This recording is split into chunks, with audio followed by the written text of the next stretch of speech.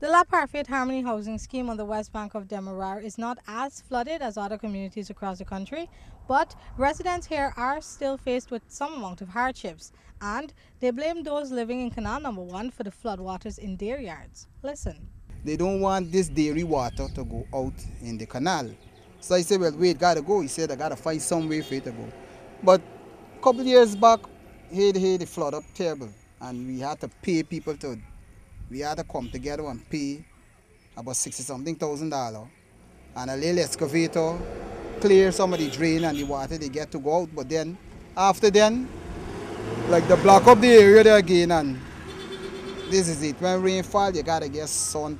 One man was particularly annoyed at the fact that he has been stranded in his home since this morning. He is not satisfied with how low his plot of land is. So it's in a hole there, put everybody and left them. You got to pay $15,000 for truckload of money if you want it to build up. And I come here, go build up. If you want to go to that, it's $15,000 for truckload of money. The land them low, all the land them low. You got to build it up and you got to spend your money to put it in.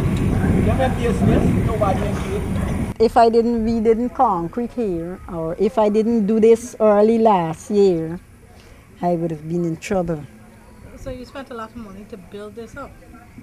My daughter $400,000 to do the yard, but as I say, by the gutter, we have a gutter there. The woman said that the floodwaters have forced her to make her outdoor dog a guest in her house. Those residing in the 6 communities that make up the La Parfaite Harmony housing scheme say that a recent cleanup campaign has significantly lessened the impact of the flood. They can also be thankful as the administration is not turning canals there into parking lots, at least not just yet. Meanwhile, as many businesses in Georgetown remain closed, those located in Vredenhoop were operating as per normal. Donald Gajraj, Regional Executive Officer, told this newscast that Region 3 does not need pumps to get rid of excess water, since most of the waterways there have a free flow.